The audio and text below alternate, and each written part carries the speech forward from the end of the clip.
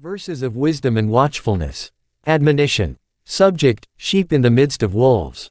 Note: the article you are about to read is the introduction of my book in the press entitled, Verses of Wisdom and Watchfulness, with the subtitle, Know Your Enemies, Watch Your Friends. This subtitle was the first title of the book, but now revised and enlarged under the present title. I'm sharing this introduction here for the perusal of my friends on this platform as well as all those who are sufficiently interested in the subject matter of my admonition. Read on and be blessed.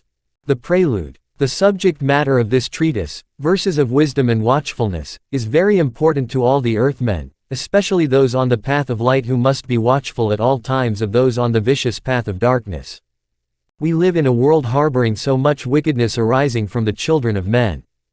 As a matter of fact, so many people in the world of man have reached the peak of wickedness that they have no better name to be called than wolves.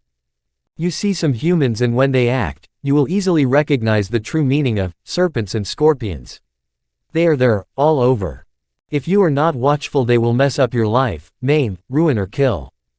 The wise men of all ages, at one time or the other, did warn the earthmen to beware of the most vicious minds among men. King Solomon, the wisest man of his time, gave a serious warning in this regard. Even our Lord Jesus Christ himself also warned us that, while we live in the world of man, we should always endeavor to beware of some earthmen operating as wolves. I'm sure that every reader would want to overcome wolves, those enemies and friends who are enemies in disguise. Herein lies the essence of this book. It is designed to guide the earthmen on the path of wisdom and watchfulness for the enhancement of victory in the journey of life. Our Lord Jesus Christ, the greatest of all, is certainly in the best position to tell us how to achieve the aforementioned victory via both wisdom and watchfulness. In doing so, he has specifically informed the children of men to beware of men. Meaning that if we fail to do that, certain aspects of our lives may be ruined, certain aspects of victory may elude us. Now, what actions should be taken by humans that will properly constitute the wisdom inherent in the watchfulness established in this admonition of Christ? The answer to this question is provided in this book. Christ also said that those in his light are sent forth as sheep in the midst of wolves. You know what this means, for a sheep to live in the midst of wolves. Predators, wild beasts, wolves, these are vicious earthmen, you are now in their midst. How can a mere sheep survive in the midst of wolves? In our existence in the world of man, that is how we are, I mean all those bereft of wickedness and vicious minds.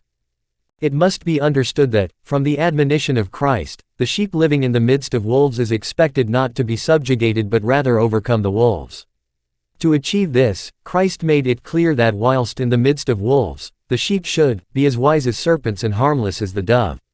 How do we go about that? Ordinarily, however, when a sheep is in the midst of wolves it becomes a mere food. But when a sheep is in the midst of wolves by the supreme command of light, it becomes a supernatural sheep by which the wolves will be discomfited. Thus, it may be seen as an ordinary sheep, but on the other hand, because of what it carries within, it becomes so transcendental that holds within itself what will render the wolves powerless. That which the sheep holds within itself to overcome the wolves must be embedded in wisdom and watchfulness. Therefore, for the sheep to overcome the wolves, the sheep must possess the wisdom, the base of manifestation of divine power, necessary in this regard. Christ did not send those in light into the midst of wolves, the vicious minds, to be consumed. That was why he admonished that we should be wise as serpents. You are expected to always stand on the platform of wisdom. That is the position where you would be used by the higher forces of light to bamboozle the wolves in our time. Here, the Verses of Wisdom and Watchfulness comes in. When I first wrote this book some years ago, it was titled, Know Your Enemies, Watch Your Friends. This now has become a subtitle of this enlarged edition. In this edition, more information is brought in to enhance the art of watchfulness in this journey of life. Wisdom is important in life, and without it, you are merely floating around in the world of your enemies and some of your so-called friends who are enemies in disguise. You must at all times strive to live in wisdom. On this platform, you will recognize that it is better for you to have a wise enemy than a foolish friend. In wisdom, you can ascertain what your wise enemy is up to, but your foolish friend can easily serve as a channel of your downfall. More so, a friend who is an enemy in disguise is worse than a real enemy. Remember, one surrendered by enemies sleeps with one eye open. He who plans to eliminate his doctor, medicine man, should remember that those who plan to poison him are still around. When the bush is set on fire, the chameleon learns to walk fast. It is better to flee danger and be laughed at than to face it and be mourned later. Do not laugh at those who have fallen down, because there are still many slippery roads ahead. For bearing fruits too low to the ground, the tree is to blame when passers-by pluck the fruits. If your neighbor's beards catch fire, you better wet your own in time. Admonition. Subject: watchfulness in the journey of life. It doesn't matter what a person says they believe, what matters is what a person does. Rabbi David Aaron. Nature and the reality of change. Earthmen. It happened that an earthman had a monkey as a friend. The earthman ate, played and danced together with the monkey. One day, the earthman got himself prepared for a journey, to take a flight from one city to the other. Then the monkey, his friend, came. He desired to travel with the earthman. And the monkey said, "Oh my friend, take me along in this journey." The earthman objected to the request of his friend. He told the monkey that he was traveling to hold a meeting with some gentlemen. He made it known that his monkey friend won't fit into such a journey, because as a monkey he won't change and behave like a human during the flight and thereafter. The monkey vowed that he will change and behave like a human. He promised that he will never misbehave, that he will not behave in the manner of monkeys. He pleaded with the earthman to dress him up as human and watch him behave like the sons of men. Finally the earthman agreed to take him along. He dressed up the monkey as a human and both of them boarded a flight to another city. While in the flight, the monkey behaved like a good boy. The earthman was happy and proud of him. He was glad to see the monkey keep to his promise. Now, it happened that as they landed, they both held hands together whilst walking around and finally headed towards a car. And, behold, the monkey saw a young girl hawking banana. At this point the true nature of the monkey became evident. The monkey jumped on the banana, took some, and began to run away and run around the airport, eating the same. It was then that people got to know that the one dressed up in human clothes wasn't a human but a monkey. The imperative for watchfulness. Earthman, beware of men, so says Christ our Lord. Laughing with each other is not love. Know your enemies, but more than that, watch your friends. Don't be a fool in the journey of life. Be wise and know but behave as if you know not. Do away with sycophancy and the praise of the children of men. Remember, if you provide food and money to some children of men, they will sing your praise to the high heavens. Earthman, some of them will cast aspersions on you behind your back. I tell you, when you have no food and money to offer them again, some of them will forget your previous good and curse your life. Every man is ruled by the predominating energy of the spirit upon which his life is embedded. Here diverse kinds of energy gestalt of the spirit are involved. In this is planted the nature from which the difference between one man and another occurs. When the earthman rises and becomes fully established on the path of light, in which the Supreme Spirit of Christ leads, he transcends the malefic aspects of the energy, of the spirit, that ruled his life in the lower system of the mundane man. All those who have thus risen on this eternal path of divine light, whose lives are completely encapsulated in the daily consciousness and the practice of selfless universal love, as taught by Christ, are ruled by the one eternal Spirit of light. They have the same spirit, the benevolent reciprocity of the true essence of love, of mercy, of goodness, completely bereft of falsehood. Here, true friendship thrives. True friendship lies strictly on this platform, otherwise, you must be watchful of who you call your friend. If your friend has a nature of betrayal, it must play out someday. And what will happen when this is done? Will you not live in regret? And to the one who is finished or eliminated by a friend, it will be too late to regret. Every vicious aspect of man will come up from time to time, regardless of the promise of a change. It is only the Spirit of light in Christ that brings a true change in man. Without this, a promise by man to change from his real nature doesn't work. Though, in human terms, the effort can be made along the line of change, but the nature of falsehood in man, which has not truly changed, will certainly be exhibited from time to time. Remember that the monkey in our story sincerely promised to change. But the monkey has nature, and when the time came, his true nature as a monkey played out. Thus, he was ultimately unable to keep to his promise.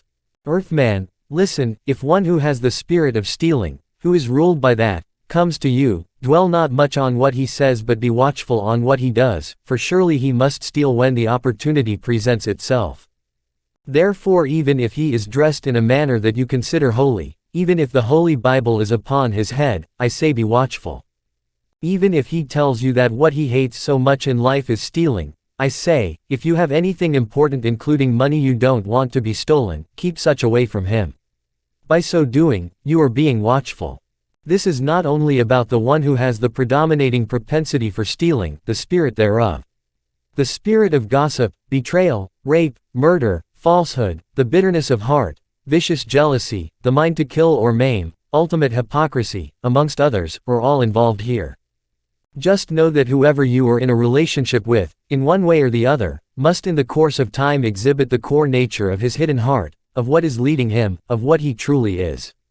And how would you know the real nature of the person in a relationship with you? If you are in the Spirit of God you will know.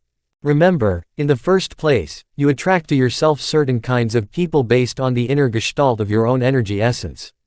Thus, in certain terms, the kind of people that are with you, from which your consciousness attains a high sense of aggrandizement, shows the kind of a person you are.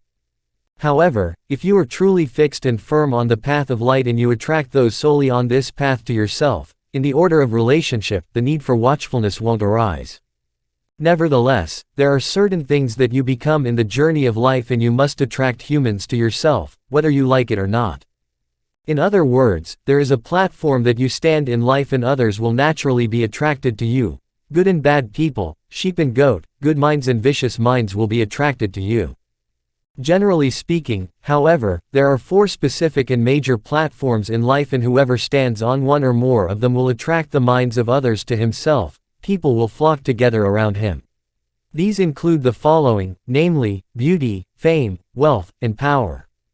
The factor of beauty. On the gross material body, if you possess beauty, if you are a pretty lady or a handsome man, people will be attracted to you. Especially if you are a pretty lady, men will be attracted to you from time to time. Some may come around you with a good mind, some will come only with the mundane mind of having sex and go their way. Some who belong to the occult vicious path wherein a pretty lady is demanded from them for diverse occult rituals, will seek your so-called friendship for this purpose. But one thing is certain, for as long as you are handsome or pretty, you will attract the minds of others. Nevertheless, when the minds of others are attracted to you, you must be careful and watchful. Not all that comes to you at this point are genuine. Some are false friends and enemies in disguise. Thus, the need to know your enemies and watch your friends is very important in the journey of life. Now, if a pretty lady comes out, stands in a place and calls the earthmen to come forth and have free sex with her, surely many will come. Yes, they will come and frolic around her. That is the nature of the mundane man, those whose manhood is shackled by the propensities of sex and have no rest in this connection. On the other hand, let that same pretty lady stand in the same place and invite men, not for free sex but to have one as a husband from the midst of them, she will observe all the men escaping and hiding in different places. She will discover that none of those who wanted her for sex is willing to have her and care for her in a lasting relationship. Therefore, when people are attracted to you, because of the beauty of your body, be watchful and ensure that you separate the sheep from the goat. An adage in the Agwashukwu Igbo, Nigeria parlance has it that, Ahadu Mecca Ogo Alagbua. Ahadu means prostitute or wayward woman.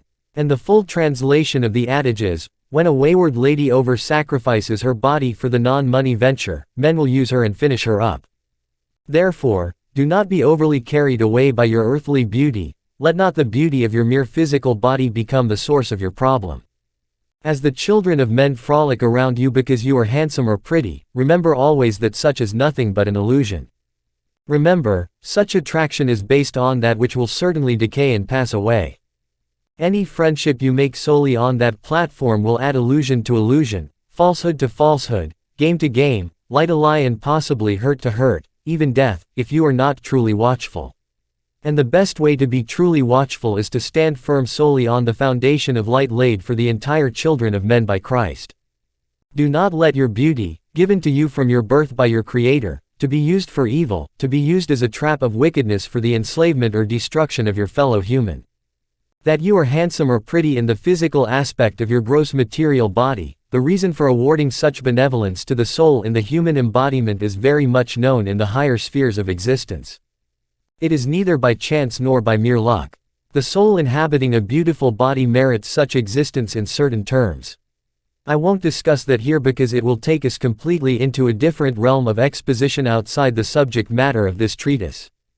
However, one thing is important here: whatever you have including your beauty, use the same in return to honor your Creator. Some earthmen, in foolish aggrandizement of being handsome, use same to deceive and hurt different women. And whosoever is thus deceived or hurt, did place herself to experience that by running after the gross material body. Some women are also not left out. Joining themselves with like-minded earthmen, they have at diverse times and places brought sorrow and death, using the element of body beauty as the prime instrument of operation. Some time ago in Portharcourt, Nigeria, an earthman became a friend to a pretty daughter of a man on Facebook. They talked from time to time, shared their pictures and all that. Unknown to the man, the pretty lady was a hunter, hunting for the wealthy earthmen, in the vicious network of darkness in which she belonged. And that son of man was not watchful; he finally fell into the trap of the pretty one. A day came when the lady pleaded and demanded to see the man. Before then, she had used the sweet words of lust, which some people misconstrue to be love, to captivate and dominate the heart of the man. Some earthmen, when they hear the words of a hunter, a woman working for the promotion of darkness in the world of man, saying, "I love you, I miss you, I want to see your face," and all that, they become carried away. In that, the act of watchfulness which constitutes an essential part of existence is defeated and mocked, often leading to pain, waste, chronic illness or death. On the said day, the man dressed up and left his house to see his Facebook pretty lady for the first time. He told his wife that he was going for a meeting in his office. He was a big fellow in an oil company. Before then the lady had informed him where to meet her. At last, they met, and with a high pretense of excitement of friendship, she led him in his car through a path where her vicious men, kidnappers, laid in wait for him. They finally kidnapped him and took him into a forest. They took his car, money via ATM, killed him, and buried him there in the forest. It was in the course of a thorough investigation that the police discovered all these. The pretty lady and her gang were all arrested. Things like this are going on in different ways in the world of man. Oftentimes, things like this happen because the victims were not watchful. The factor of fame. Another thing that attracts minds to a person is fame. When you are famous in any field of endeavor, others will be attracted to you. And as always the case, good and bad people will be thus attracted. If you are carried away by your fame, you won't be in a proper position to be watchful in life. You must know in the first place that if you're famed for whatever reason, there surely will be those who are out to pull you down. Most times, for them to succeed in doing that, they have to be close to you in one way or the other. If care is not taken, they may even become so close to you to the extent of knowing your secrets, which is their main purpose in the first place. Sometimes, some of them may not have the initial intention to work against you, but as time goes by based on some circumstances, their real nature will be played out. At this point, they can be used against you. Remember Monica and former President Clinton. Initially, she may or may not have the intention to smear the image of Clinton because of what they did in the secret. One who doesn't have such intention but knows your secrets, may still be used against you by your detractors, your opponents, or your enemies. The best art of watchfulness here is not to be involved in things that, when they come to light, will smear your image. When you are famous in any way, especially on the platform of good, use same to be a role model for others to follow, a role model of good character. If you are a famous footballer, writer, politician, religious leader, actor, actress, scientist, musician, etc., don't be carried away by the praise of men. Be watchful and know that your Creator via your soul destiny has raised you to guide the thoughts of others well. This is so because whatever the higher being does, the lower beings follow suit. As the minds of others flock together around you because you are famous, you stand upon the threshold of plus or minus. If you use the factor of your fame to guide others to live well, think well, on the path of light, you will have a plus somehow, somewhere, someday, in the journey of life. On the other hand, if you use the same to promote the illusion of materialism, pornography, hate, and all sorts of wickedness, you will not escape from the minus associated with it in the journey of life, here or hereafter.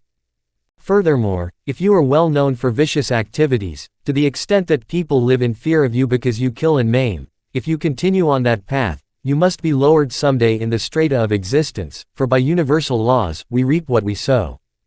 The death of a well-known evil man brings happiness to the heart of the people of this world. Remember the man called Vampire in Nigeria. He was well known for high-profile kidnappings cum armed robberies. Judges and government officials were killed or maimed by him and his gang. Homes of the rich and the poor were vandalized by him, with tears flowing. Sometimes last year he was arrested. When he was brought to court in Ori, Nigeria, early this year, members of his dreaded gang came for a rescue operation in the court premises. They overpowered the court security, killed some, maimed some and finally took Vampire away. Then many returned to the vicious yoke of fear, the fear of what Vampire and his gang will or will not do.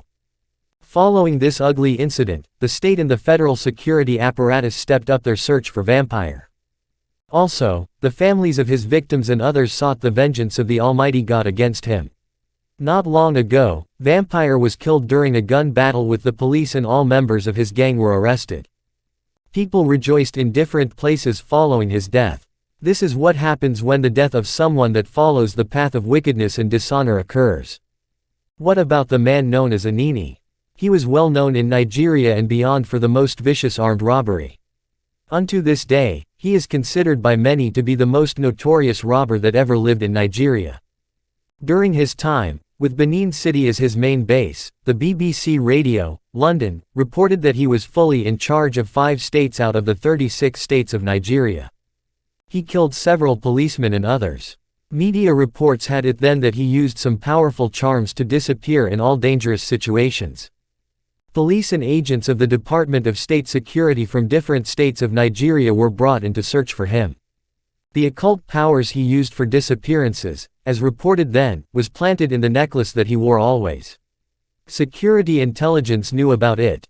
Anini thought that he was always watchful, but alas he wasn't. Beclouded by vicious mind, he was bereft of the principle of, know your enemies watch your friends, because in the first place he was the enemy to be watched by others. It was his girlfriend, a woman he loved so much, who often proclaimed to him, I love you, that was used by security operatives to fish him out and finally got him subdued. His lover, secretly working with security men, engaged him in a marathon sex, during which period she removed his necklace, the element of his occult powers. She gave out a sign as previously agreed with the police, then the police stormed in and immediately shot his 2 legs. He was then arrested. It is good to be good. It is not good for you that several minds rise against you because you are well noted and known for wickedness. Not matter how watchful a wicked man is, for the sake of his wickedness, it is easier for his so-called friends to be used against him. Even when you are good, your friends can be joined in the game of hunting you down. Friends can undo you whether or not you are good. But it is easier to use a friend against you when everyone sees you to be a wanted evil one. At this point, your friends working against you see themselves acting for the general good of the public. However, whether your friend sets you up because you are a known evil man that is sought by all for elimination, or your friend works against you in envy because you are a prosperous good fellow, the important factor in this holds that friend can work against friend. This is evident in our world. Thus, in this lies the need for watchfulness. Another important thing that came up during the arrest of Anini and his gang, as well as their trial, was the involvement of a senior police officer named Iyamu. In Benin City, the state capital of Edo, Iyamu then was the police officer in charge of the anti-robbery squad. While the security agencies were in search of Anini and his notorious gang, Iyamu was invited to be involved in all the high-profile meetings held by the government for the purpose of capturing the rogues. Nevertheless, unknown to the police high command and other security agencies, Iyamu was the chief sponsor of the robbers. He supplied them arms and ammunition with which they killed and maimed several policemen and other humans. He gave them the information with which they escaped from arrest at diverse times. He shared from the monies and the properties they stole. He was like a man with a double face as he served both as the officer in charge of anti-robbery as well as the officer in charge of the promotion of robbery at the same time. At last, however, Iyamu, Anini and his notorious gang were found guilty by the court and finally executed. The most vicious nature exhibited by Iyamu is part of the nature of some earthmen today in our world. It is said that whoever carries the load of offensive odor will be followed by flies. And of what benefit is that to man? That you live a life of high wickedness and hypocrisy for which others should be careful and watchful of you, what is your gain? That your death brings happiness and freedom to many, of what profit is that to you in the journey of life? The likes of Iyamu are still with us today in the world of man. In the government, they are there working against the government. In the political parties of the children of men, they are there but have no better work than to secretly plot against the party in which they belong. They are there in families serving as moles, as agents of darkness, as channels of the elements that come in battle against the family. What about the church? I say they are there, fighting to divide, to steal, to cast aspersions, to lead astray. In your personal life they come as friends but are enemies in disguise. Remember the case of Jesus Christ and Judas Iscariot. The security guards of Judaism in those days, who came to the Garden of Gethsemane in the hour of darkness to arrest Jesus, did not in the first place know where to find him at that time. It was Judas Iscariot who made it possible for them to locate there. And this same Judas was one of the leading disciples of Christ. Among his disciples, Christ chose 12 and named them apostles. Judas Iscariot was one of those 12 apostles. Even when the guards came to Gethsemane, wherein was Jesus Christ and his disciples, they didn't precisely know which one of them was Jesus. Judas Iscariot again helped them out. As previously agreed with them, he gave Christ a kiss for them to know that he was the one. With that kiss he betrayed his master. He came forth with a kiss, which mundane minds consider as the benevolent act of true friendship, yet in that was found the most vicious act of betrayal. Take note. Verses of wisdom and watchfulness. Admonition. Subject: sheep in the midst of